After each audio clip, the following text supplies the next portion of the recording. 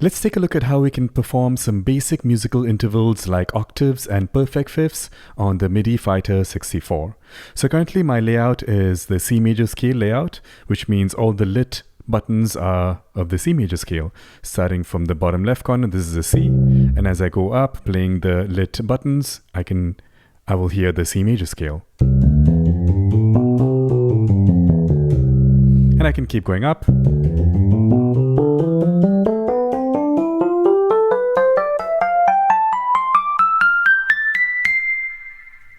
Alright, so let's talk about octaves. Fairly simple. So let's say this is the note C, and it is, and I want to find the octave above. I'll skip 2 rows here and play the note above that.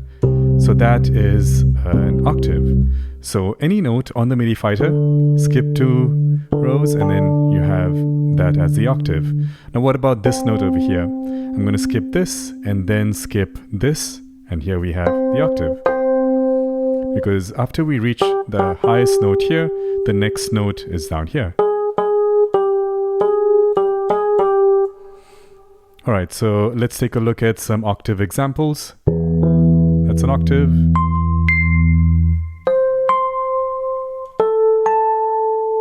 So as long as I know how to skip 2 notes, and this can also apply to non-diatonic notes, so you can play any of the unlit keys. So that also is an octave. That's a C sharp. Here's a simple exercise for playing in octaves. So we have a C here. That's also a C.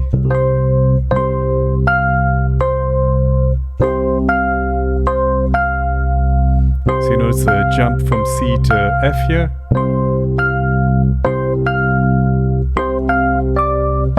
And this is down to a D. And then up here to an A. So this entire phrase could sound like this.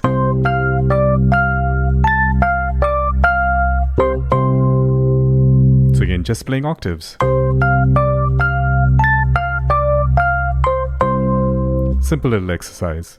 Alright, now let's talk about perfect fifths. So again, this is our note C. A perfect fifth above is going to be the next row, but diagonally over here. So that's a G. Now this only applies if the note starts from this left corner here. So this is a perfect fifth, perfect fifth. Now I can also play the non-diatonic notes. And I can get perfect fifths like that.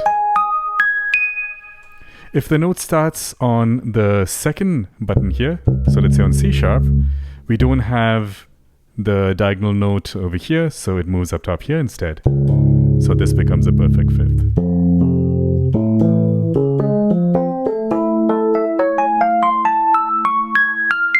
And if I want to be diatonic to C major, I can make sure to just play the notes that are lit.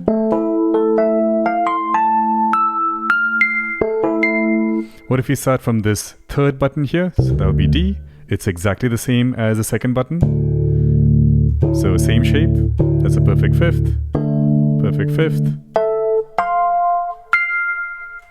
Nice. And the same applies to the fourth here.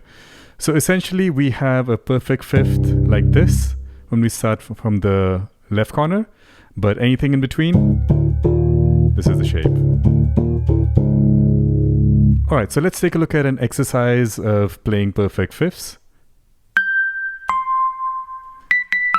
So here's a perfect fifth from the B to E, and here's another perfect fifth right below, G to C, and staying diatonic, we're back to a B to E here, and back to G to C.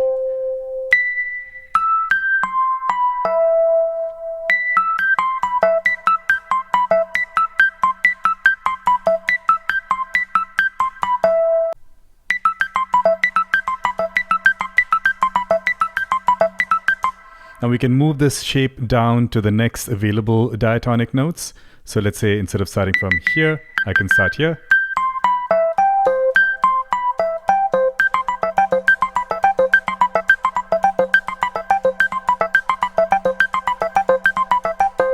Go further down. Now here's where things get a little tricky, because the next perfect fifth is up here.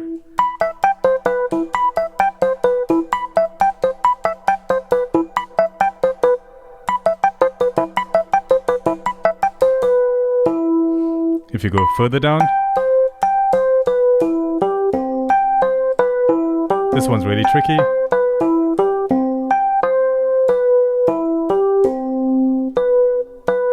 Next one.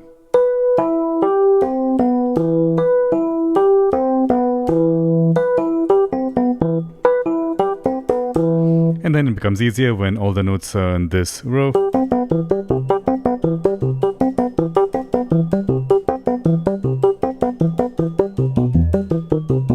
Made a mistake there. You notice that I am playing these intervals using both hands, and that just makes it easier to play the pattern faster, because it gets a little tricky to just use one hand for this.